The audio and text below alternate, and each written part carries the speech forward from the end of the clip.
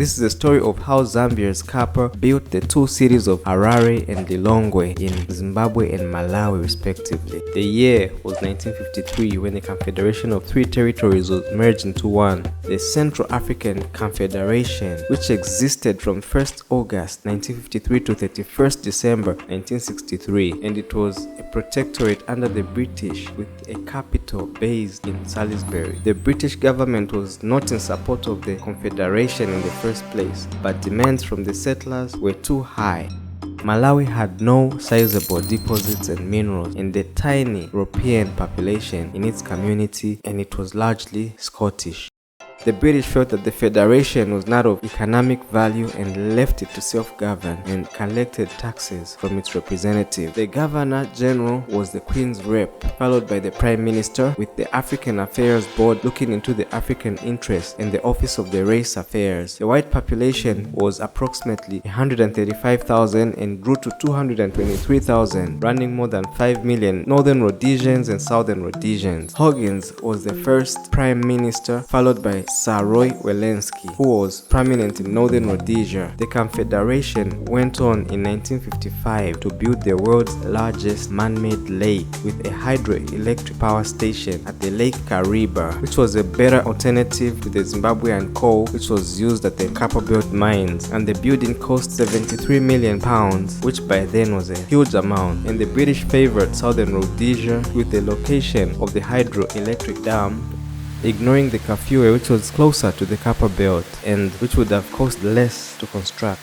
The main goal of the Confederation was the abundant copper deposits of the now Zambia. Cecil Rhodes colonized three territories, which he named after himself on behalf of the British Queen, but the formation of the Central African Federation brought a decade of better freedoms to the African rights and a less explicit racial discrimination, except when it came to voting, with only 70 black people allowed to vote initially. Salisbury, having the biggest European population, was biased in its resource management distribution and went on to mine copper and use its proceeds to build the capital at Salisbury, and Salisbury was the first priority when it came to distribution, and later formed a controversial UDI, which was a unilateral declaration of independence from the United Kingdom, which left the British furious, affecting the special protection from the crown. With most of the world's countries moving away from colonialism, the three territory leaders from now Zambia, Nyasaland and Zimbabwe put pressure on the British to decolonize them with the help of the United Nations and the Organization of African Unity, OAU. Kenneth Kaunda was arrested for 9 months for leading protests against the white minority rule, and later went on to become the first Zambian president, with the United Nations Independence Party and Kamuzu Banda leading Malawi. Two went on to support the Marxist guerrilla fight, civil war in the Zimbabwe, with the Zimbabwean being backed by the South African Apartheid Party and the Portuguese until 1974, resulting in military hostility, bombings and diplomatic rhetoric.